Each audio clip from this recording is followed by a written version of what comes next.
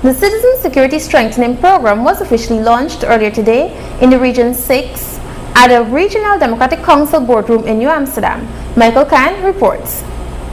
The Citizen Security Strengthening Program, CSSP, which is a collaboration between the Ministry of Public Security and the International Development Bank (IDB), who is funding the program, was officially launched in the Region 6 RDC boardroom earlier today.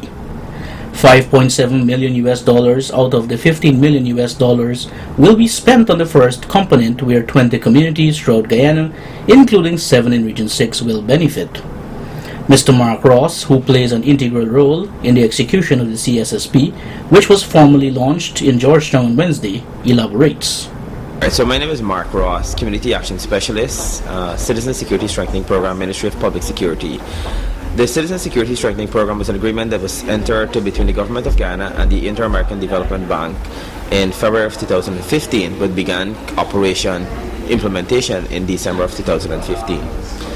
The Citizen Security Strengthening Program is a 5-year program that's funded by the Inter-American Development Bank and will benefit 20 communities across Regions 3, 4, 5, 6, and 10. The overall aim is to contribute to the reduction in crime and violence in Guyana in the targeted communities, and especially among young people. Government has recognized that the face of crime is young people who are both perpetrators and victims of crime and violence. Component 1, which is the component I'm responsible for, accounts for 38.2% of the total budget for CSSP at a cost of $5.7 million. That is 5.7 million of $15 million. The 20 communities that were selected was done based on a 2-stage methodology. The first stage was crime and violence data from the years 2010 to 2013. For domestic violence, murder, robberies, breaking and entering, and larceny were used to identify 25 communities with the highest crime rates in Guyana. In Region 6, the target areas are Friendship Kildonan, Albion Firish, Port Morant, Rose Hall Town, Adelphi Village, Canefield Settlement, and Angois Avenue. Those 25 communities were then ranked according to the percent of youths and young adults, the percent of persons with primary or lower education, the percent of persons who have no formal qualifications, the percent of unemployed persons, the population size within each community, and the ethnic composition of each of these communities. According to the 2011 Safe Neighborhood Survey, there is a high tolerance of violence at the community level, in the homes, and in interpersonal relationships. 42% of the population in Guyana agrees that men have a right to slap their wives. Unemployment has shown to increase crime and violence propensity, and underemployment associated with low educational attainment are prevalent in target communities. The economic participation rate is very low, with 31% of persons over 15 years are reported as working. 73% of the target community members over 15 years of age lack any form of formal qualification, which is a serious impediment to accessing employment. The 20 communities that were selected are Vredenhoop in Region 3, All Boys Town, Charlestown, Sophia, South Rumveld, Albertown, Kingston, La Penitence, Macdoom, Providence, Annandale, Buxton, Friendship, and Enmore in Region 4, Rosignol in Region 5, Friendship, Albion, Port Morant, Adelphi Village, and Angois Avenue in Region 6, and Wisma in Region 10. Unemployed youths between the ages of 15 and 24 will also be eligible to participate in the program that will run for another 4 years. The specific objective of Component 1, which is the Community Crime and Violence Prevention component, is to improve behaviors for nonviolent conflict resolution. What this component seeks to do is to address the high incidence of violent behavior, which is a result of 1, the prevalence of social norms that tolerate the use of violence.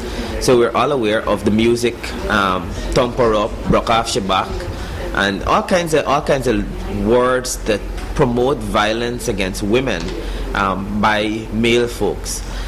In other instances, you have the promotion of violence against specific communities, like the LGBT community, And then you have low employment and educational levels and low participation of residents.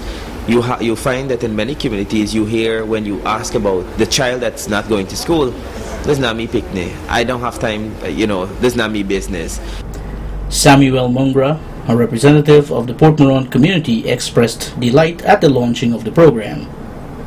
And the aim of this program is to enlighten and to train those of our young people who are out of school, those who are without any employment, and so a plan has been put forward to the councillors that they can assembly these young people, and being assembled, we hope to have meetings and interrelationship. We hope to get these young people together so that we can allow them to have plans and programs that is being given to us this morning. Ron Collins of the Bushlot community is also elated about the implementation of the CSSP. I'm here to listen and also to acknowledge everything that he is saying, which in it will be very helpful for the youths and especially the youths in our communities. And I'm thankful for this and being so glad to know that I'm on board, that I can share to my community where I'm living, number 28 Bushlot Adventure District. I can share to what I have heard today. It is very impressive, and I'm glad, very much glad to have Mr. Ross on board as very early as possible so that he can able to get out the youths, because we are seeing crime is escalating very high in our communities and other communities and around this country. All representatives were encouraged to hold public meetings during the sensitization campaign. Michael Khan, Channel 8 News.